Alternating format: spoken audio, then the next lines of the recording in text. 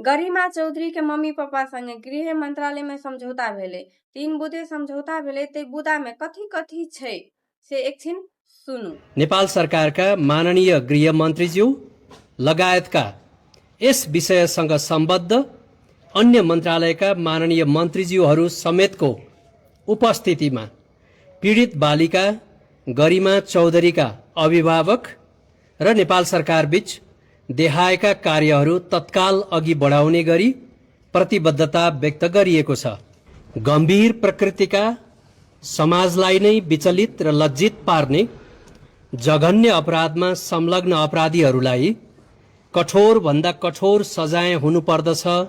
यो भर्खरै मात्रै नेपाल सरकार र बालिका गरिमा चौधरी को पीडित परिवारको तर्फबाट उहाँको अभिभावक बुवा र आमा र नेपाल सरकारको तर्फबाट एउटा प्रतिबद्धता पत्रमा सही भइसकेको छ, सही छाप।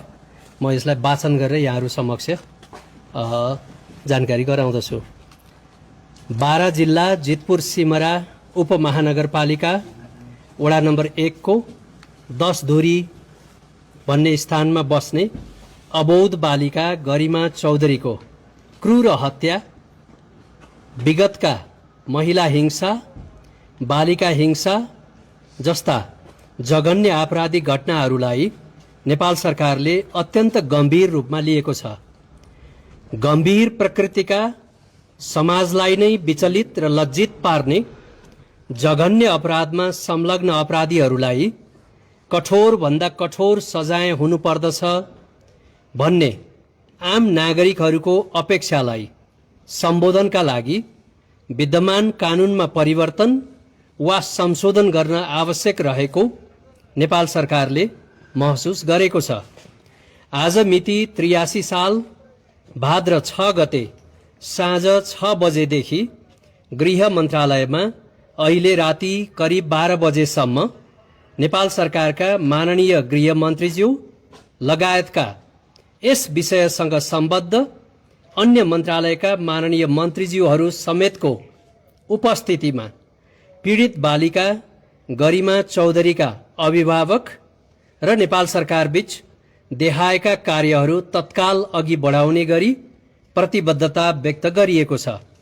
तपसिल 1, जघन्य आपराधिक घटनाका सम्बन्धमा नागरिक अपेक्षा बमोजिम विद्यमान कानुनमा भएको कसुर र सजायको व्यवस्थालाई पुनरावलोकन गरी कानुन तर्जुमा गर्नका लागि सुझाव सहितको प्रतिवेदन 7 दिनभित्र पेश गर्न कानुन, न्याय तथा संसदीय मामिला मन्त्रालयबाट 7 सदस्यीय गरिमा न्याय संकल्प समिति गठन गर्ने।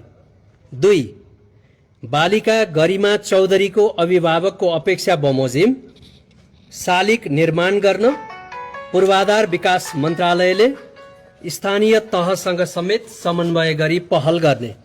3, बालिका गरिमा चौधरीको अभिभावकले आफ्नो रीति एवं संस्कार बमोजिम अन्त्येष्टि कार्य गर्ने।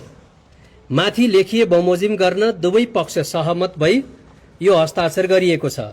नेपाल सरकारको तर्फबाट माननीय सुदन गुरुङ गृहमन्त्री, माननीय सुनिल लम्साल पूर्वाधार विकास मन्त्री, माननीय शोभिता गौतम कानुन, न्याय तथा संसदीय मामिला मन्त्री, माननीय सीता बादी महिला बालबालिका लैंगिक तथा यौनिक अल्पसंख्यक र सामाजिक सुरक्षा मन्त्रालय, माननीय गीता चौधरी कृषि, वन तथा पर्यावरण मन्त्रालय।